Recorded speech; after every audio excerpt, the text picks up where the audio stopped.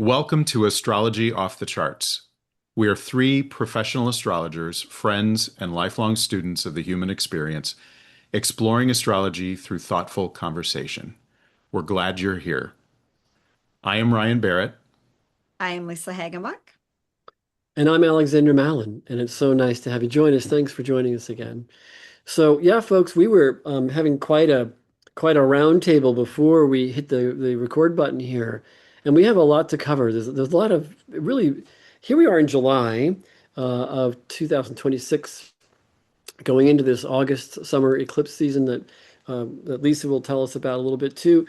There's just a lot of cycles happening. There's a lot of things occurring, and we've got a lot to unpack. So let's kind of, I guess, jump in. Yep. All right. I'm going to share the screen here again. Um, we've today's episode, we're going to dive into a little bit more around the Mars-Uranus conjunction that recently happened in July, actually on July 3rd of the July 4th, in the morning of July 4th is when it was exact.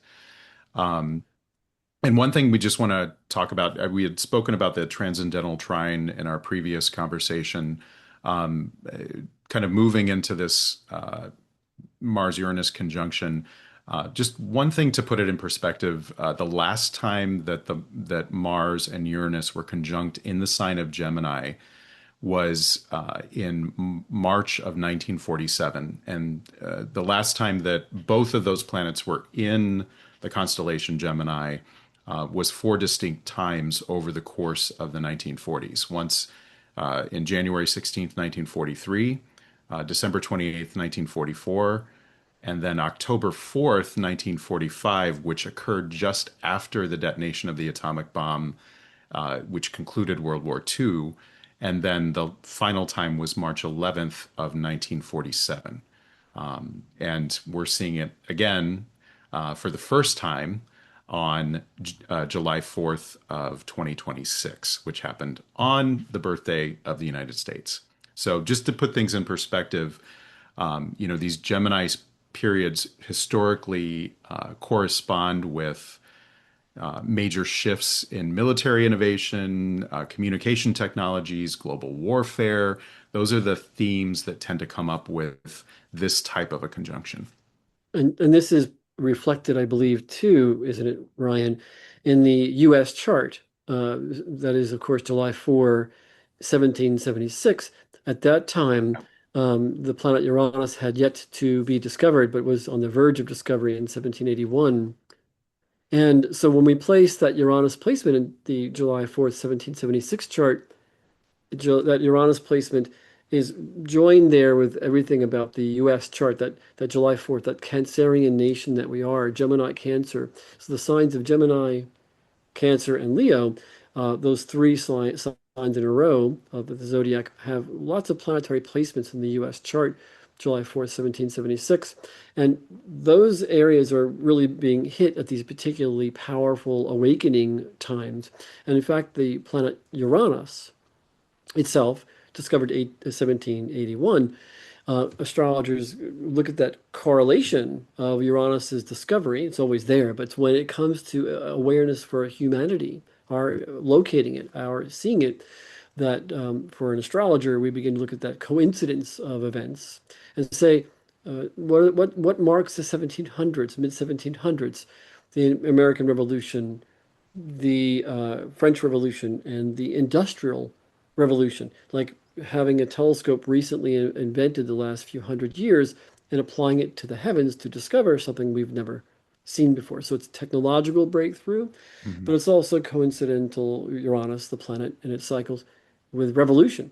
So we're talking about revolutionary cycles. Every time Uranus has an orbit of 84 years, so every 84 years, you could say that everyone has a revolution at age 84. As an individual, you have a revolution of your life and your life experience. As a nation, those astrologers who do mundane or political astrology, every time Uranus returns for a nation, there is a revolution of some sort, a revolutionary restructuring in the nation. And our nation, of course, right now is having that Uranus return. Mhm. We're in the peak of an 84-year cycle ourselves right now. Yep. Yeah. Yeah. Yeah. Lisa, from your perspective, I know we were talking before about how, what our different viewpoints are relative to this particular conjunction. I'm curious what your thoughts are as well. Yeah, so I think there's a lot to say. I am always really focused on Mars and Venus from the relationship standpoint. So obviously we have Mars conjunct Uranus, and for people that are not as familiar with astrology, a conjunction means the two have come together exactly at the same point, to the same degree, same minute. And so, what are the two? What does Mars represent? What does Uranus represent? So, Mars is masculine in nature, it's our desire to put something into action. It rules our drive, our desires. It can be impulsive. It wants to do what it wants to do. And Uranus is the planet that, spoiler alert, we're going to talk about lightning strikes a little bit later in the episode, but it rules lightning strikes and volcanic eruptions and things that happen a little bit either out of the blue, suddenly, unexpectedly, or it sparks awareness. And so it's a really fascinating time. This conjunction is flanked by the dwarf planets Ceres and Sedna, and they're all so Ceres is the higher octave of the moon, and Sedna is the higher octave of Ceres. And Sedna has a lot to do with what our soul's purpose is an individual lifetime. So we may be going about our lives and thinking, our personality is going to do one thing. And if the soul is really saying that, we need to call it another experience, there might be something that is brought into awareness, or there might be something that is expired that needs to end. So I think it's really interesting, those two being flanked. And then Venus bringing that in. Venus is opposite the moon Yeah. during this Mars-Uranus conjunction. The moon is right next to the North Node in as it's changing signs into Pisces. So there's a lot about something new coming into place, possibly after something it needs to go, needs to expire. So Yeah. those are my initial thoughts on it. I'd love to hear your takes on it. Yeah, I think something I would love to just pause and mention for a moment for anyone listening. When we're talking about astrology related to world events, we call that mundane astrology, right? So there's this idea that there are synchronistic correlations between what's happening in the world, and when we talk in astrology, it's as above, so below, that there are these synchronistic correlates between what's happening with the planets and the motion of the planets and the cycles that they're moving through and what's happening here in the real world. And as humanistic astrologers, we also talk about these planets relative to consciousness and how we're experiencing the energy of those planets related to human consciousness and how we're applying that to our lives. And those have a lot of linkage in terms of what to do with each other. But when I look at Mars and Uranus, just from a symbolic perspective, Lisa, you mentioned this idea of, will and willpower with Mars. I love the way Stephen Forrest refers to Mars in a birth chart. He says Mars is the god of war. Where it lies, you're getting a crash course in assertiveness. And so that's kind of the feeling that comes up with Mars and Uranus. The question he asks is, who would you be if you weren't shaped by outside influences? Mm-hmm. So, what is the authentic self that's trying to break free from conditioning in terms of what's happening around you? And I think you can apply those same things to mundane astrology as well. When these two planets are coming together, it's this, these are your words, Alexander, but lightning out of the bottle. It's like there's this shocking combination of energies, one dealing with some very powerful stuff in terms of willpower and assertiveness, and that what you might say, Lisa, is that masculine energy, Mm-hmm. or just the assertive energy, the forward momentum, and Uranus that's just, giving you this opportunity to break free from what's been happening before. Now, there's positive connotations to that, there's negative connotations to that, but as we start to apply consciousness and what individuals are looking to do with that energy, it does create an opportunity for us to break free from things that we've been stuck in or moving through, kind of, tying into what you were discussing. Yeah. Alexander.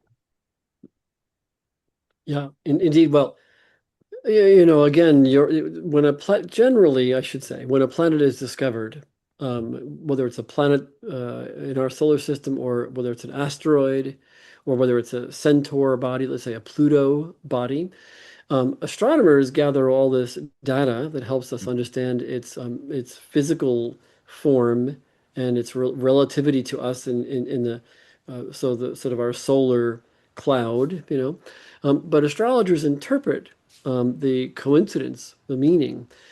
Ergo, like when Uranus was discovered in the 1700s, and we had the rise of hard science. It's not only that we invented the telescope and applied it, but also during that Uranian time, um, you could say Ben Franklin harnessed lightning. Ben Franklin, a fellow Capricorn, harnessed electricity. And in fact, Franklin is heralded in Europe for many of his great accomplishments. Certainly, Franklin was a scientist, and his application and discovery is capturing, as we all know, of the kite flying experiment and the key, so to speak, with Franklin. He literally brought lightning out of the clouds. And that's all very Uranian and all occurred during those early months and years of Uranus's discovery around that time. So astrologers, of course, look to see these correlations, and not just over a brief period, but over a lengthy period. So we could even say, by the way, guys, that Hindu and Tibetan astrology, Vedic, they call it Vedic astrology versus Western astrology, that they don't incorporate the planet Uranus at all. They feel it existed in our awareness for a lengthy enough period of hundreds or thousands of years for us to derive an understanding of the coincidence of its cycles astronomically with human experience. But we're kind of in America, we're kind of upstarts. We sort of jumped right in to discovering these things like Uranus and Neptune and Pluto Yeah. and seeking attribution. And so Uranus is about lightning. It's capturing lightning, right? Quite literally, and the discovery and the breakthrough and revolution, French American and industrial revolutions, the mechanical revolution. So Yeah. that's a Uranian element.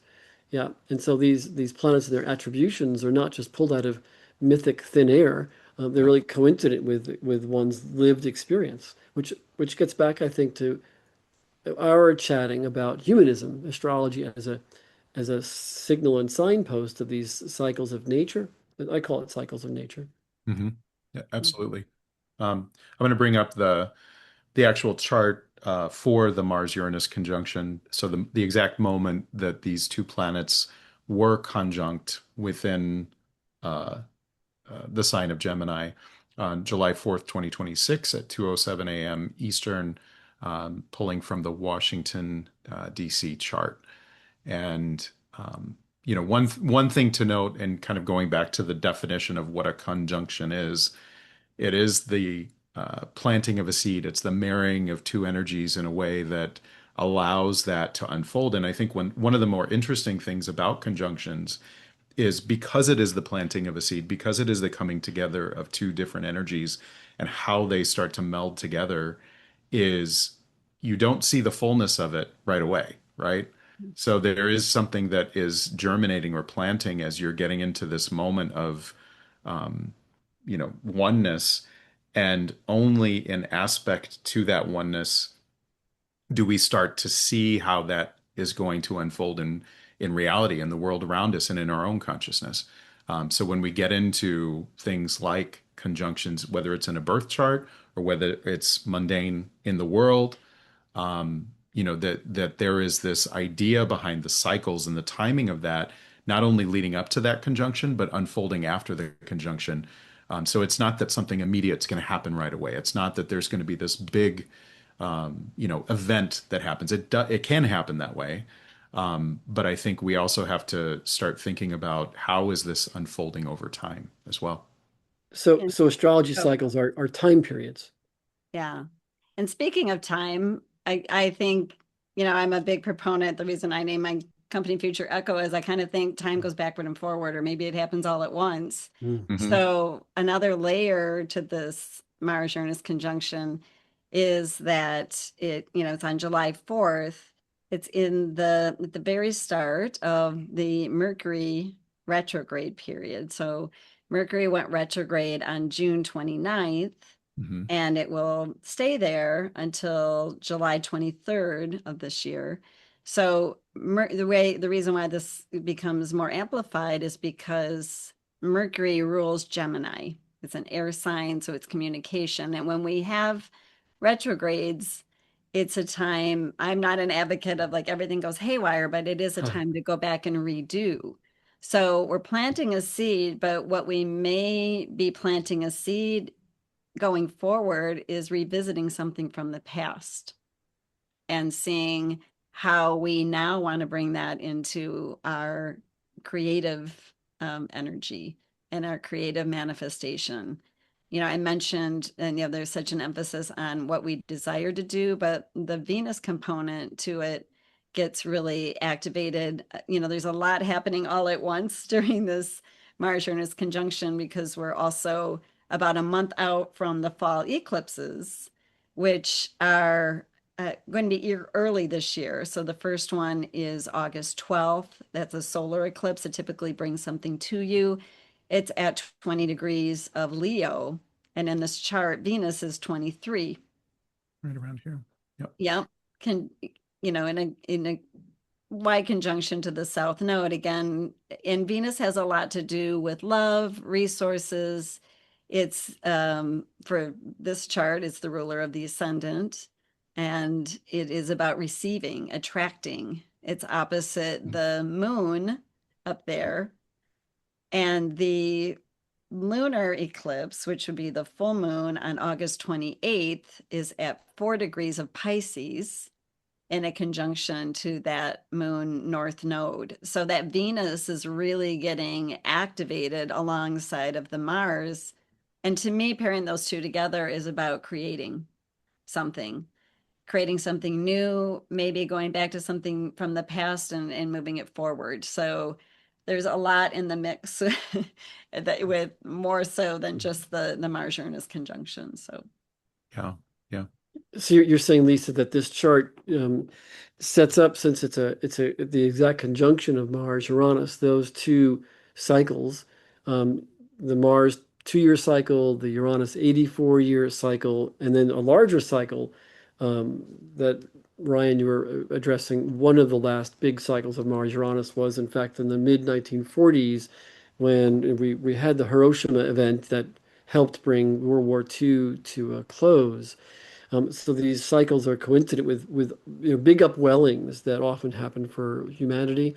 And Lisa, you're mentioning that this particular chart and it being a significant cycle sets kind of a template, or an energetic template, perhaps, that the eclipses coming a month later are kind of triggering, or maybe an astrologer would say tipping off or something. yeah, and I think, it's air, right? So it is a lot about how we communicate, how we process, how we and communicate in all forms. And I think we can also go back to past experiences and try to heal, mend, fences, during the retrograde. So it's because it's in an air sign, it might not be, as physically volatile as it could be or in a fire sign.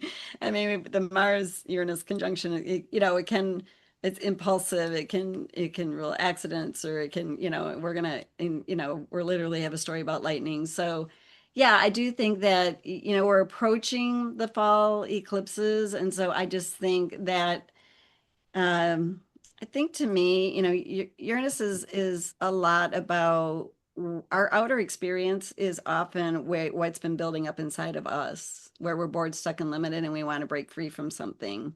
And I think eclipses oftentimes bring in events that seem a little meant to be. So I think this approaching, the eclipses, I just think it adds, and then but with Mercury, its ruler reviewing things. I think it's really interesting in terms of the time dynamic. Yeah. Yeah. And Alexander, you brought up something earlier around Uranus. Uranus, Neptune, and Pluto aren't typically recognized by certain uh, um, traditions in astrology because they are more newly discovered planets. One of the systems that both Lisa and I learned through our teacher was really looking at those outer planets as harbingers of consciousness and being able to, they showed up in our awareness at times when we were, as a human race, sort of expanding consciousness and understanding that there was more beyond this planet, more beyond, just what we could see with the naked eye, that we actually had to augment that in some way in order to engage with that visually. But also our understanding of what that was is also very, very much tied to consciousness. And those planets, Uranus, Neptune, and Pluto all move very slowly around the sun. Their orbit is long. It takes a long time for them to transit. We've recently, gone past the 250 year, 248 years. Pluto coming back to its position when our country was born. So, that those are the cycles that we're talking about. So they tend to stay within a sign for a very long period of time, which means it gives you time to sort of marinate in consciousness for large groups of people.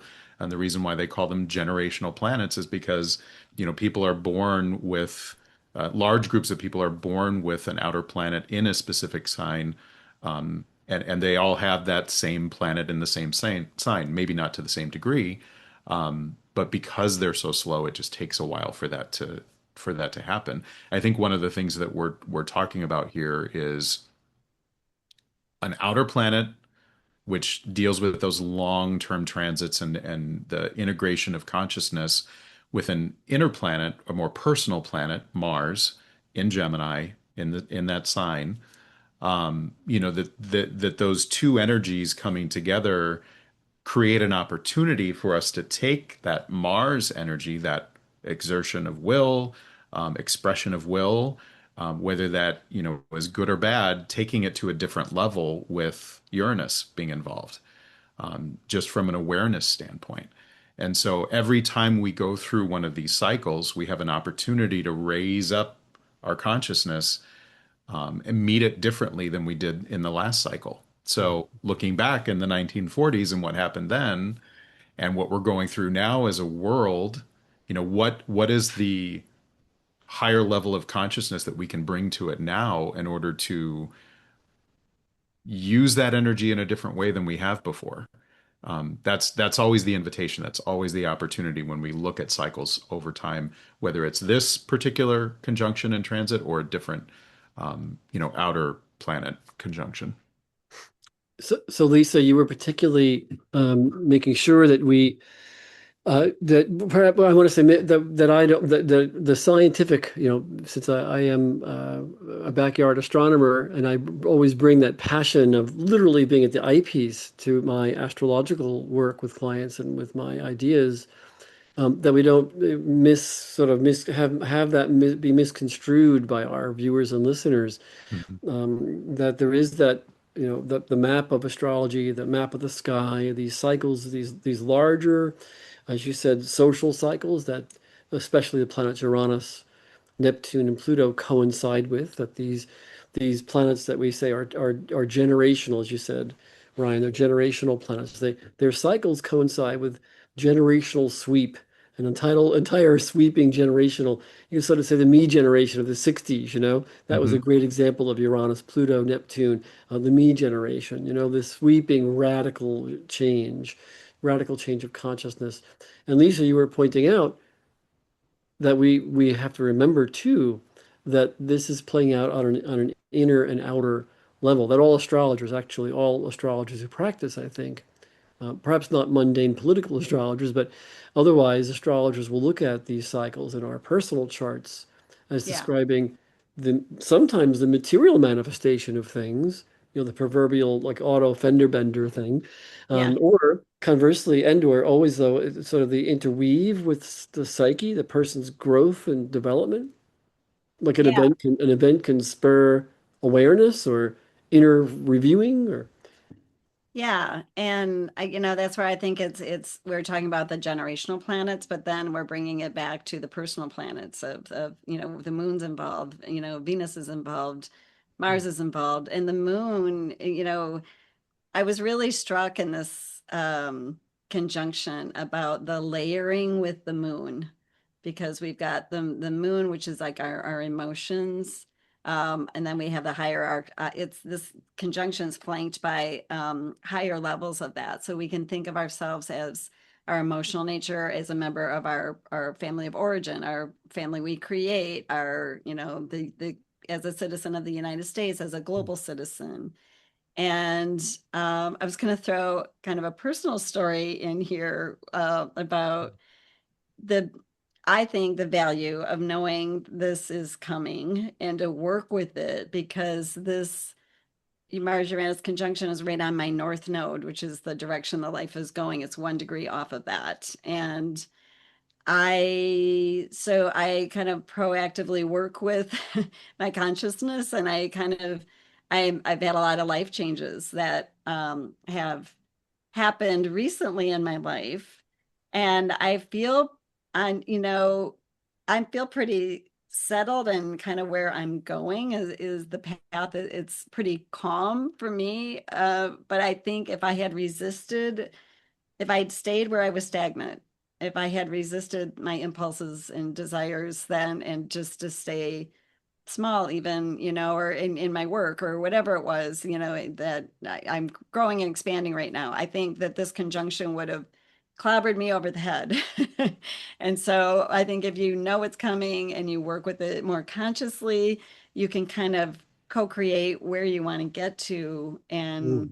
it's an easier flow. And I think that's the beauty of knowing your chart and the beauty of working with your consciousness on a daily basis. So I Yeah. wanted to throw that in there because I know I would be having a much different time if I resisted what needed to change for my soul. Yeah. You brought something up. I love because it's visceral, right? It's this idea of something clobbering you over the head, right? Yeah. And I think a lot of people feel that in life sometimes, like they're just being clobbered over the head by something. And what a gift it can be to sort of step back from that feeling of being clobbered and be able to just, from an outsider's perspective, sit back and take a look at what the energy is relative to your pattern, your DNA, if you will, of consciousness, and understand how that energy is hitting you, but from a safe perspective, right?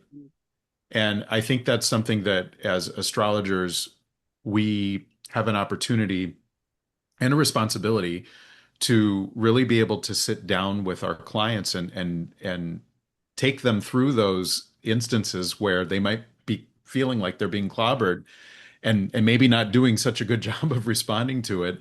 But saying, you're human and we all go through this, and here's some of the synchronistic events that are going on around you Mm. that you may help you understand it differently, Yeah. and then give them some strategies for how to approach that energy differently, like you did. Yeah. So I think there's a real gift in that, and this, even looking at something like this particular transit, and Alexander, I don't know if you want to maybe tee up a video that we have to share that maybe shows something real happening in the world. I think that could help. Well, you just said a mouthful, both of you, and I want to share even because we're all in different locales. I'm in the southeast of the U.S. While we're filming this and recording this. So there were a couple of things. You used the word synchronicity, which is a big word for Western astrologers, and I think it's a big word in our lexicon of ideas. All three of us. Carl Jung, not I will say not Freud, but his protege, Carl Jung, was Hmm. the person who really coined in the Western mind the idea of synchronicity. And Jung was an astrologer. We'll talk about that another time in the future in our shows, that Carl Jung and his work as an astrologer and a lot of his ideas as an astrologer were foundational to his work. But the key word in one book he actually wrote, one treatise, was titled Synchronicity, about synchronicity, astrological synchronicity. Whereas you're saying, Lisa and Ryan, both of you, all of us are saying it, those cycles that our chart suggests we're going through may have a number of different manifestations. That the cycle of life, the journey of a given chapter or time period, is by happenstance coincidental with these astronomical, astrological cycles. Astrologers have observed that coincidence of cycles and how they pertain to certain awareness. Like wherever your Uranus is in your birth chart, since its orbit's 84 years for every human being, every creature, at age 84, you'll have Uranus return. Or halfway at age 42, you'll have Uranus opposite. So at age 42, you'll have that Uranus opposing Uranus. And in Western psychology, we call that midlife crises. Hmm. So astrology is a kind of a roadmap for astrologers of these complex cycles, cycles upon cycles, cycles within cycles. And they describe these potentials. So when you have a Uranus opposing, when you have a midlife crisis, you may have, you may decide to change your job or change your relationship, or Uranus opposing Uranus, your job may change you. You may be employed somewhere where it goes through a radical change, and the Yeah. happenstance is that your employment shifts. That, by the way, you're probably happy for a change at midlife crisis time, but it'll change your course in some way, shape, or form. So astrologers look at the coincidence of these cycles and their potentials. But then there is this other piece where these cycles do, like you're mentioning, Lisa, particularly, that we're in a retrograde Mercury cycle right now during this Uranus-Mars conjunction of July 3rd, July 4th, 2026. And retrograde Mercury, oftentimes we see as astrologers, is coincidental, coincidental with changes that are mercurial events and circumstances and situations. So yeah, I had some clients that brought to me a very Uranian event. In fact, it was the evening of July 3rd that involves a pretty Uranian event. Uranus for astrologers in the West, we think of it as explosive or a lightning flash of awareness. And I want to comment, being in the different areas that we're taping right now, the last 10 minutes we've been having this past week a lot of thunderstorms. We're having a Oh yeah. lightning electric storm cropping up the last 10 minutes and a couple of flashes. I have my window shades open in front of me, so I'm seeing these flashes as you're talking about lightning. It's the perfect, that's astrology. That's a real lived astrology. While we're taping this program discussing lightning strikes, I don't think you can see the flashes through my window on my face, but there's, the rumbling and the flashes. And so Yeah. the coincidence is we're even talking about it. I guess we're invoking the gods. That's what the ancients would think. They're invoking the gods, but I just look at it as an interesting coincidence. Not sure that I'm invoking anything, but it is coincidental. So yeah, let's go on with the next piece of what we've worked on for today. All right. I'm going to share a video. So for those of you listening, you're not going to have the benefit of seeing what we're watching here, but Of hearing, you'll yeah. hear it, but you won't be able to see it. Oh, But they we'll can't see the describe it video. afterwards Ah, if they're just listening. I've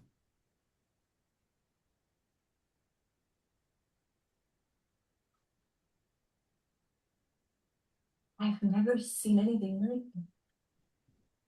Oh, Resent. That was a bad one too. I saw like a fire thingy somewhere. Did you see that? I saw that, yeah. Somewhere.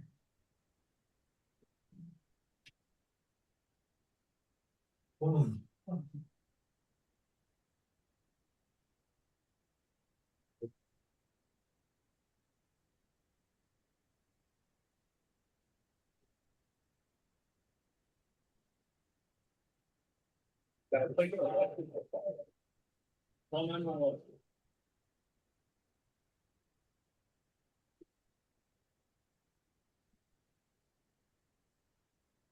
This every time I see this, I'm like, wow.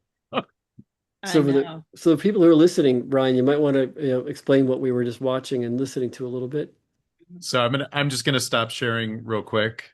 Um, Essentially, what we saw was someone looking through their window. There was a storm in their backyard, and you don't see the flash of lightning, but there was a lightning bolt that hit a transformer in the back of their home towards these trees, which blew up, caught fire, and the woods are burning in the background. The woods went up fast because the wind was so intense and blowing so furiously that the things just blew up, and they were calling 911. Yeah. So I heard from these clients that they had had quite a July 4th event. It was actually around 7 p.m. Evening time. He was firing up the barbecue to receive guests and friends, and this storm blew in. And as the video said, you could barely hear her, but she said, his spouse said, God, I've never seen clouds look like that. I've never seen the sky look so just threatening and roiling, and I've never seen that before. And then kaboom, and then the transformer gets hit, and then the wind is really raging, and the leaves are going, the trees are swaying, all of them, and then the thing just totally blows up in fire. And then call 911, get him down here. The interesting story behind this further was that my clients had just at that home, they had just installed, they're kind of a new couple, kind of on their way to getting married, so they each have their own residences. So as she comes to visit him, um, she has her electric car, and they need to have a way to charge her car. So they had just brought an electrician in to put this electrical, post or something in the yard to charge her car like 3 weeks or less earlier than this storm. And the electrician said, "Holy crap, if I hadn't put that post in, if I hadn't put like that surge protector for your house, that would have probably fried your entire house. It would have like come from that transformer right into your house." Yeah. So there's a Uranian explosive event on that evening of the Uranus-Mars conjunction, quite literally for this couple. It was in there, and so of course it begged the question. This is what all students of astrology do. When I heard this, I thought, what the hell's happening in their chart? Like, does their chart show this? Sometimes charts don't show it, but usually they do. Most of us, right? We tend to argue, gee, why didn't the moon show it like to the degree it should have occupied to indicate this incident at that precise moment? Their charts are one of those cases where it kind of happened, a few hours early for astrology, if you will. But Yeah. there goes, you can't second guess Great Spirit or whatever. It is what it is. The lightning came, the lightning struck. As we're taping this, the lightning is flashing outside my window, as I said, by pure coincidence. And here they have this event. And Uranus usually hits a day, a transit of Uranus is usually a day or two before because that's the part of the unexpected, right? So That's true. to me that it's Good kind of point. on track with that, but yeah, it's you never know when it's an interesting discussion about fate and free will. So obviously this was kind of a meant to be, something they couldn't control. Well, and it's also you say fate and free will, there will always be things that are going to happen to us. We live in the world. Things will unfold, things will happen around us that we will have no control over whatsoever. And I think that's one of the interesting things about Uranus, and I would say Neptune, and I would say Pluto as well, is that there's this sense of not being in control when you are. I won't say under the influence when I say I was tempted to go there, but when there are transits from these outer planets happening to very sensitive points within your own birth chart, there tends to be a sense of you're not in control. Mhm. And I think that's important to just understand. It's not about what's happening around you, it's about what is the quality of your awareness that you're bringing to the situation and how are you responding to it. And that's the only thing that you do have control over, and therefore that helps it to play out differently if you know that going into it. Yeah. But So we have some charts up here. Yeah.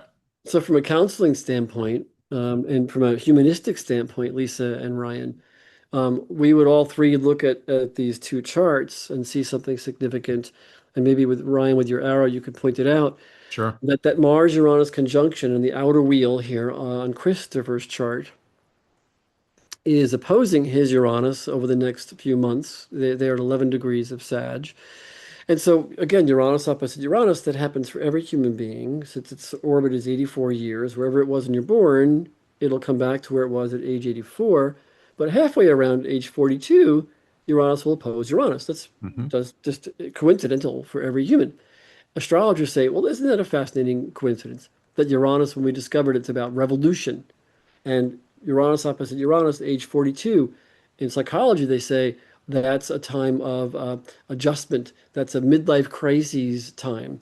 Well, both these folks are having their midlife crises or their middle age areas of age 40, 41, 42, 43. And they are both shifting circumstances and jobs and career changes. And even now, since they're a fairly new couple, a few years, a relationship change. They each own properties, but now, and they're a bit of a distance, so they've really got to put some effort to connecting when they do, to drive to each other's residence and set up residence in now two places for the time being, until I guess they marry, they'll figure out the next step. So both of them have Uranus, opposite Uranus, and maybe you could show that in their charts where they each have that. Yeah, Yeah. so in Christopher's chart, his natal Uranus is at 11 degrees Sag in his second house, and it's opposing the transiting Uranus at 3 degrees Gemini in the eighth house. And if you look at Kat's, we've got her Uranus natally In the first. in the first at 17 Sag. Again, looking at people born around the same time or within, several years of each other, Uranus transits or Uranus will be within a sign for many years. So we're talking about, the reason why that they both have Uranus in Sagittarius because of that. It's a generational planet. They're both born 1983 and 85, respectively. Right. So within a few years of each other, and her transiting Uranus is going through the seventh house, opposing that natal Uranus in the first. So she has Uranus transiting. So radical midlife change with marital status. They're engaged. Hmm. And he has Uranus in that eighth, that same quadrant. So now it's fiscal and financial and how they're going to marry their resources and their two properties. So they're both having that quadrant of relationships aspect in their chart. But the key of this transit is that Mars-Uranus conjunction we were talking about, Lisa and Ryan, that Mars-Uranus at 3 degrees. So it's opposite his chart, a lot of planets in his chart, and it's square to the spouse's sun at the bottom of her chart, the sun Mercury in late Aquarius. Well, there's a good example. That Uranus technically had already squared her sun and Mars over the last year or two. She's been having a lot of changes, career changes, identity changes, marital changes. But when Mars came to join it, Hmm. these last few weeks of this event, of this lightning strike, and this house fire, this almost a house fire that could have been worse had they not, by coincidence, had some work done on their house electric system before this happenstance. That Hmm. Mars coming to that Uranus, that's the explosive piece. The key that's the trigger is not just that faster moving body, the Mars, for in astrology lingo, the transit of Mars joining that Uranus. The transit of Mars, the god of explosions and wars, and the cycle that tends to be eruptive and explosive Yeah. with Uranus, the planet of revolution, revolutionary upheaval. So it's one of those cycles that can be coincident with something like a fender bender kind of a thing. But what makes this cycle really get triggered is that moon placement. I think I even did a session for Christopher a couple of weeks prior to this July 4th weekend that they had this lightning strike. And I had said to him, there's a bit of a cycle here in your chart to just be mindful of your own energetics. How your inner psyche is doing, your sense of frustration or temper. He's trying to get things off the launch pad with career, different things, and he's encountering some challenges that will always happen for all of us when doing new career things. Hmm. And so I thought, well, maybe he needs himself to be mindful of his own inner temperament and not lose it. I thought when that moon was in Scorpio on his natal moon and on his Venus, that might have been opposing Uranus, Mars, when he might have had some turbulence. He's looking to purchase some other property right now for a business. And so he's really struggling with that purchase and with the players and the seller. And some real problems have cropped up. And so I thought, well, there it is, that Mars Uranus opposite his moon. He's buying property, but the transit of the moon, about a week or so prior to this event, was really in the thick of some legal stuff. So I was thinking he might have, more lightning-like events then. But here, on this lightning strike of July 3rd, the moon had just been transiting through his fourth house of residence and property and home, had just entered his fifth house of parties. He was just lighting the barbecue for their friends to come arrive, and kaboom, the lightning strikes the transformer and the woods go on fire. If they hadn't just had that electrical work done 2 weeks or 3 weeks earlier, their house would have gone on fire. And so the trippy thing about this chart is the moon in his fourth house of home and residence and the fifth of parties, aspecting the Mars-Uranus transit and hitting his chart placements. Even the moon by transit was crossing over the asteroid in his birth chart, Ceres. We see the moon just shy of that Ceres with that north node, the eclipse cycles that Lisa is telling us about. That north node, the eclipse cycles, is right on his Ceres. Ceres rules property. He's trying to buy property to create a restaurant, actually, and he's trying to transform his own home to accommodate his new wife and the electricity. Thank God he did that. And they had an electrical strike that could have burned down the house. Her chart has the Mars Uranus in the house of marriage, her marital partner. So it says an event could occur with her marriage partner. Hopefully not the marriage itself. I'm certain it won't be the marriage of these two. You get to know their chart. They're really lovely. They're a perfect couple. But there is something explosive, like, yeah, if your house burns down when you're in it trying to light the barbecue, that could be kind of a dampener for a party. The moon had just crossed her sun at the same degree. Her sun's 26 Aquarius. The transiting moon was 26 Aquarius at the bottom of her chart. She had just driven a few hours to get to that house, to be there for the weekend, for the 4th of July weekend with friends. She had just, moon on her Mercury, driven to get there. And then, of course, they had this major event in the house that probably changed something about their 4th of July experience altogether. It certainly was Yeah. explosive. His comment was, by the way, Alexander, our 4th of July really was fireworks. You had to let me know. Oh my So, gosh. so it kind of brings up Lisa and Ryan. Lisa, I'm thinking, it's the outer event of the fire, the woods going on fire, but also the inner event of them being still kind of a couple coming together and joining the marital homes, each Yeah. person's house, and Yeah. Yeah, and this is also bringing up just some thoughts around. I had a client recently that I was working with. When we talk about these types of transits, looking in our clients' charts to see where these hit.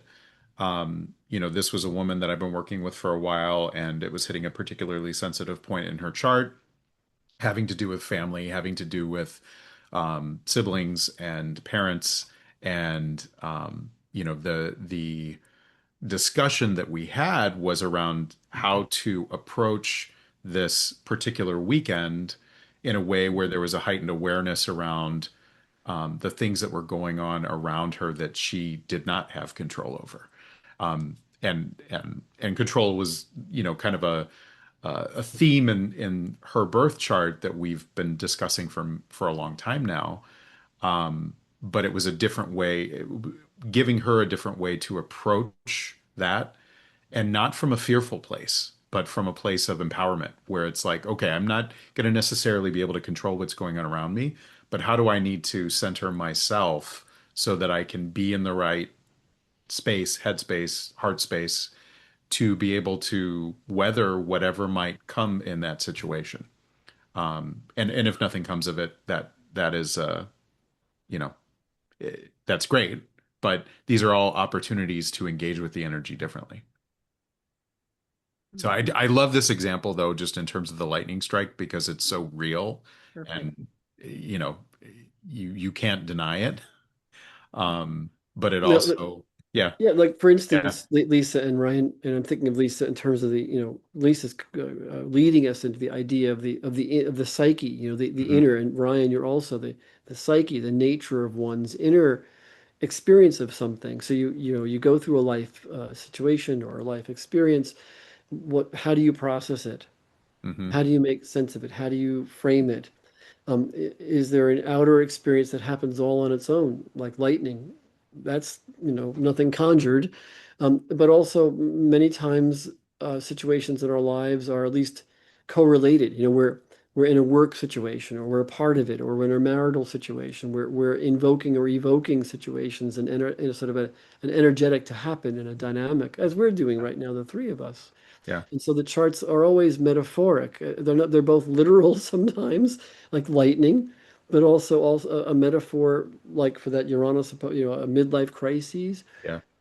Had their house gone on fire, they would have, had to drive the hour and a half or whatever back to her house to have the celebration after the fire trucks came. Thank God it didn't go that way, right? But Right. sure, the woods sure as hell looked like it was getting close. So Lisa, I'm kind of wondering, yeah, what's percolating for you? And you were sharing about Venus and that Mars-Uranus conjunction on the July 4th when they had this event. Oh, Because that Venus certainly yeah, was relational. It was like a marriage, maybe yeah, even a marriage event to have couples and as they're yeah, Yeah. progressing. yeah. When you have big events like that, it really shows you in a relationship how you're going to handle it emotionally. Do you freak out over a crisis, or are you calm in a crisis? I think, especially if their living, situation had changed. I think it's one of those events that they'd had nothing to do with really internally, or it just externally, but it because it was relational, it was a party, they're engaged, it's interesting, the fallout of those, and I think that can spark interesting awareness and discussions about how you handle big events like that in life together. Yeah. Yeah, and what they're bringing into this situation, whatever. So again, he's looking to buy property. He's looking to open a restaurant.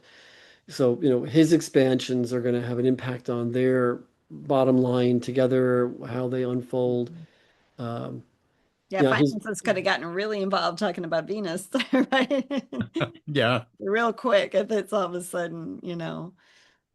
Yeah, well, in her birth chart, she's got that Uranus Mars transiting sudden change in her house of marriage, and he has it in his eighth house of resources and monies and joint resources, investments, and monies from banks and things to open this restaurant. So Yeah. clearly, Mhm. they're dynamic together, but also individually. Where is that Uranus Mars hitting their charts? Oh, it's in her house of marriage. An astrologer might say you may have a marital partner theme that could be disruptive or lots of change or lots of tumult.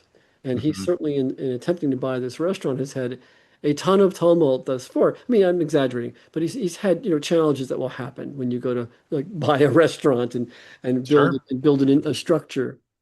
Mhm. Yeah. Yeah. Yeah, and the symbology, you can continue going down the road in terms of, what that looks like, but looking at their natal charts relative to the event around them, that what you were talking about, Lisa, in terms of how they're going to approach it from a relational standpoint, and also, just in the moment, what's their fight or flight reaction? We're talking about the fight or flight is Mars, the, relational aspect is Venus. And how do these individuals approach that, based on where their natal placements are, and then relative to the event itself, which is just a big, shock of a moment. It tends to bring out the, who they are in those moments. You can even hear it in their voices in terms of what they were saying about what was going on around them. Mhm. So to me, that's fascinating as well as just understanding how that plays out. I don't know if both of you feel this way, but in terms of being an astrologer and being with other people that aren't astrologers, when something happens, your instinct is to be like, okay, where's the chart? Let me look at it and see if we can make sense of this. Yeah. And people get kind of annoyed by it sometimes, especially our partners. Alexander, I think you're good because your partner is also very into astrology. Yeah. Thank Yeah, God. yeah, Thank God my partner is very much a fellow student. Yeah, well, that you hit the nail on the head. So I always think that Western astrologers, I think we had a program, one of our first shows together.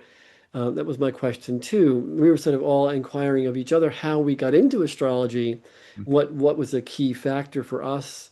You know, Lisa had a session with an astrologer. She knew really nothing about astrology, and Ryan and I both had Linda Goodman's Sun Signs be a critical book to kind of bring us in some way. yeah. But I think it happens because we're seekers. You know, Mhm. I think kind of a, you know, we don't think of this, but you know, we are, at least I am a very late boomer. So, you know, as a late boomer generation, I come on the heels of the 60s. It was all about, in fact, it was the last time we had a very big Pluto, Uranus, Neptune phase, like that transcendent trine we talk about with Yeah, Neptune at the apex and Uranus, Pluto to each other in the 40s, and then the kids of the born in the 1940s who became the kids of the 60s, the young adults of the 60s when I was born in the 60s. That was Pluto at the center. The 60s was a time of radical transformation, as we're having now. The very same structure, that minor grand trine structure in the 60s, those kids of the 60s, as we're having right now, radical change, radical transformation. And so the theme is, you know, the inner outer game. You know, how what you do when things start to erupt or change, how you bring that eruption and change to your life, how you go with the flow. And I love, as you said, listening to these two, when the lightning struck and then the transformer went in fire and then the woods exploded in fire. You know, they both kept their cool, I would think, to a great degree. I could Yeah. imagine any number of other, you know, reactions that anyone might have, you know, to from not only call the fire department, but you know, holy crap, like, you know, my house could go on fire now. And I think I would have had an F-bomb going up. they had a few. They were, you yeah, Oh, know, there did were a they? few. Okay. Oh, okay. You edited those. they remarked that when they sent me the film that they, you know, forgive us for the F-bombs, there were just a few, but they weren't. I might have been a lot less calm, perhaps, knowing myself during that moment. Yeah, But you're the inner outer game. yeah, That every situation in life is every of these cycles coincide with the interdevelopmental or a challenge for the developmental. And every astrologer studies astrology to look at themselves, to have a roadmap or a mirror, something to give me perspective on what I'm going through and how I got here, and what might be the next steps or where I might go from here. So yeah, we all look at our charts when there's an event, you know, yeah, birth of a yeah. child. We wonder about what does a chart for that child say, but also how does that birth chart relate to that mommy? How was that pregnancy for her? How was that delivery? What about the father? I mean, we look at these themes to give us perspective. Yeah. But as you said, the psychological emotional is the bottom line. Yeah. That's why oftentimes I'll reach over to my notebook here and bring out my picture of the Buddha. You know, I'll be with the client and say, well, by the way, as we're discussing this fire event or this lightning strike, you know, we might also think, gee, you know, what's happening internally, or how am I handling this moment, or what came up for me when that moment happened, or gee, how my spouse, you know, handled it. Now, these are all things, as you said, Lisa, really key, because you started, Lisa, saying, well, by the way, guys, don't get lost in the forest with the trees, because, you know, when we had this Mars-Uranus cycle this summer of July 3rd and 4th, there's that Venus that was really powerful on the chart. Did you guys see that? And, you know, I hadn't really seen that, Lisa. I hadn't really looked. I was like myopic. I saw the Mars-Uranus, but I kind of missed that Moon-Venus opposition on July 3rd, July 4th.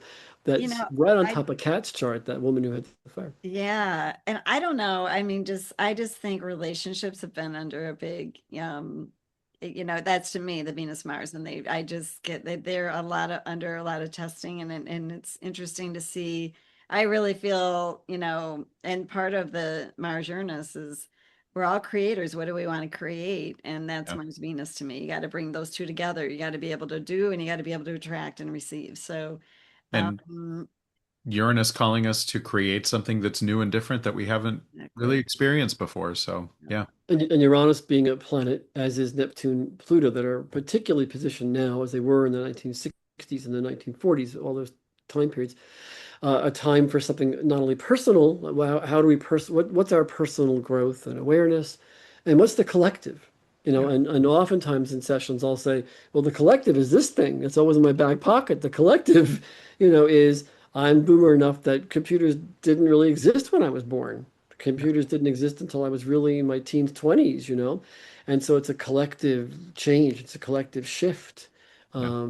That's one phenomenon external, but that's, it's kind of carrying us all. We're all part of this collective shift together.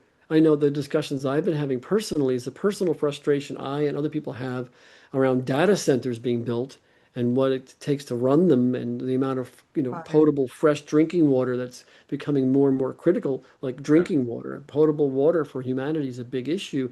And, every question I ask requires, a cupful of potable drinking water to answer an AI question. So, we're individually wrestling with what the collective scenario means to us. That the collective is the Uranus or the Neptune or the Pluto symbolizes that collective. That's what we're talking about, right? Yeah. It does. Yeah, and I know we're planning on sort of carrying on this conversation into the next episode and really kind Kind of of a diving part two. into more of that collective discussion around what's happening collectively, what's happening related to the US chart. So we appreciate everybody spending time with us again today. Hopefully this was interesting and you learned something from it. We'll continue the conversation and thank you for joining us. Yes, thank you. Blessings.